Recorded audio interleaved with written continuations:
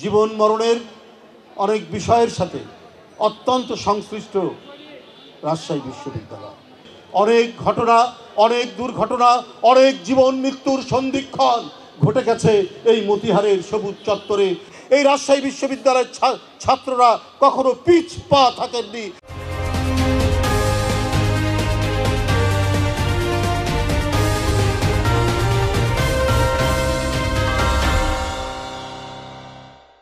আজকে এই হেমন্তের স্নিগ্ধ বিকালে আমার বহু স্মৃতি একসাথে ভিড় করে আসছে। ঠিক যে জায়গায় বক্তৃতা করছি ঠিক এই জায়গায় আজ থেকে 34 বছর আগে বা 32 বছর আগে সর্বশেষ বক্তৃতা করে এখান থেকে বিদায় নিয়েছি। বিশ্ববিদ্যালয়ের লেখাপড়া শেষ করে ছাত্র রাজনীতির জন্য আরও কিছুদিন থেকে 1991 সালে 90-এ রাজশাহী বিশ্ববিদ্যালয় কেন্দ্রীয় ছাত্র সংসদের সহসভাপতি ভিপি এবং এরপরে কেন্দ্রীয় ছাত্র রাজনীতির জন্য ঢাকায় যাওয়া, সব মিলিয়ে 91-এর শেষে আমি এখান থেকে বিদায় নিই। কিন্তু 80-র দশকের যে বিশ্ববিদ্যালয়, আমি সেই বিশ্ববিদ্যালয় দেখছি। আমার মনে হয়েছে আমি তাদের মতোই একজন বোধহয় এখনও ছাত্র। আমার শিক্ষক অধ্যাপক রফিকুল ইসলাম স্যারকে দেখে মনে হয়েছে আমি হয়তো কিছুক্ষণের মধ্যেই পাঠ কক্ষে ক্লাসরুমে হয়তো যাব, ওনারা শিক্ষা প্রদান করবেন বা ক্লাস নেবেন। সেই স্মৃতি, তখনকার সেই আরেকটি স্বৈরাচার বিরোধী আন্দোলনে আমরা এখানে সম্পৃক্ত ছিলাম। লেখাপড়া, তরুণীদের আনন্দ করা সেই দিন আর রাজনীতির সেই উত্তপ্ত মতিহারের সবুজ চত্বর আবার যেন 34 বছর আগের মতো আমার কাছে ফিরে এসছে। এ আমার আনন্দ এবং এ আমার কষ্টের এই জন্য সেই দিনগুলো ফিরে পাবো না, সেই দিনের সেই আনন্দগুলো ফিরে পাবো না, এইটা কষ্টের। কিন্তু এখানে এসে সেই পুরনো স্মৃতির, সেই তারুণ্যের ঝিলিক দেওয়া সেই জীবন আবার আরেকভাবে অনুরণিত হচ্ছে আমার হৃদয়ের মধ্যে। আমার হৃদয়ের মধ্যে যেন প্রাণ ফিরে পাচ্ছি। আমি বোধহয় আবারও সেই তারুণ্যের কালে ফিরে যাচ্ছি। বন্ধুরা আমার, এই হচ্ছে আজকের আমার অনুভূতি। তার কিছুটা আমি আপনাদের কাছে জানালাম। এর মধ্যে অনেক দিন পার হয়ে গেছে, অনেক কাল পার হয়ে গেছে।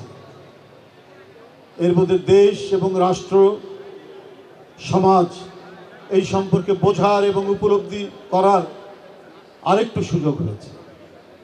এই সুযোগের মধ্যে যা দেখেছি, যা বুঝেছি, সেইটা আমি আমার যে রাজনীতি করি সেই রাজনীতির সাথে মিলিয়ে নিয়ে আমি রাজনৈতিক কর্মকাণ্ডের মধ্যে সামিল থেকেছি।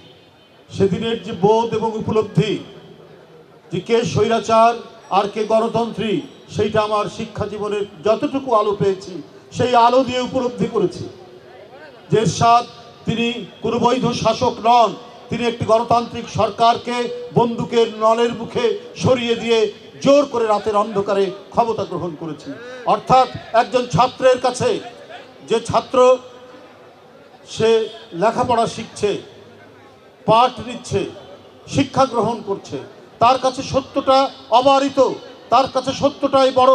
আমি আমার সত্যের আলোর কাছে যখন বুঝতে পেরেছি একজন ভয়ঙ্কর দানব এই দেশ শাসন করছে, অতএব আমি আমার দায়িত্ব মনে করেছি তার বিরুদ্ধে লড়াই করা। আর আমার অন্যান্য সতীর্থ এবং আমার অন্যান্য সহকর্মীদের মতো আমি সেই দিন এরশাদের সামরিক শাসন বিরোধী আন্দোলনে সামিল হয়েছি।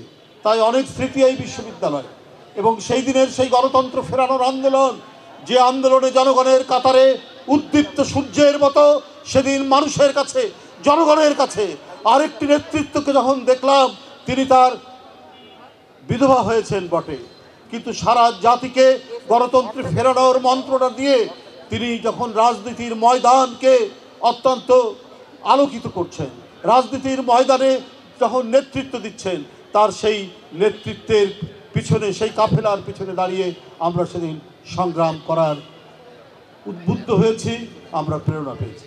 তাই এই মতিহারের সবুজ চত্র আমার জীবন বরণের অনেক ঘটনার সাথে সম্পর্কিত। এই রাজশাহী বিশ্ববিদ্যালয় স্টেশনে 48 ঘন্টার প্রথম যে হরতাল, সেই হরতালে এটা শ্রমিক কর্মচারীর হরতাল ছিল। সেই হরতালকে সমর্থন জানালো শেখ হাসিনার নেতৃত্বে 15 দল, দেশনেত্রী বেগম খালেদিয়ার নেতৃত্বে 7 দল। তারা সমর্থন জানালো সমস্ত ছাত্র সংগঠনগুলি। সেই হরতাল পালন করতে গিয়ে আমার এক সহকর্মী জাসদ ছাত্রলীগের শাহজাহান সিরাজ মারা গেল, এবং আমাদের অত্যন্ত পরিচিত হলে হলে যে দৈনিক খবরের কাগজ দিত সে হকার আব্দুল আজিজ গুলিতে মারা গেল। আর আমি সেখানেই 303 বুলেটে এই বিশ্ববিদ্যালয়ে লুটিয়ে পড়লাম।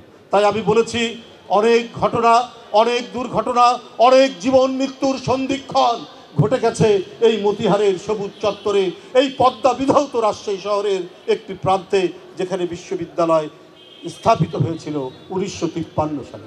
বন্ধুরা আমার, সেই স্মৃতি, সেই শিক্ষা, সেই জীবন নিয়ে জাতীয় রাজনীতিতে এখনও চলাফেরা করি, এখনও হেঁটে যাই।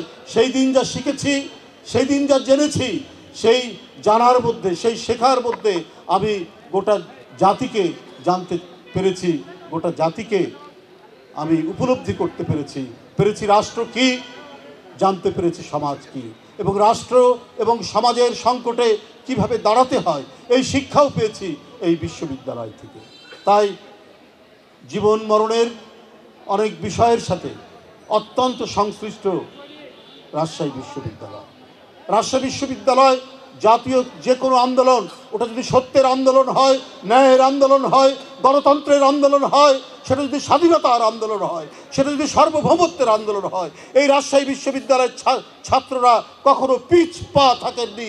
তাদের দুর্জয় সাহস, তাদের হৃদয়ের এবং ধমনীর মধ্যে যে প্রবাহমান উষ্ণ রক্তের যে ধারাবাহিকতা, সেইটা দিয়েই তারা রাজপথে নেমে এসেছে।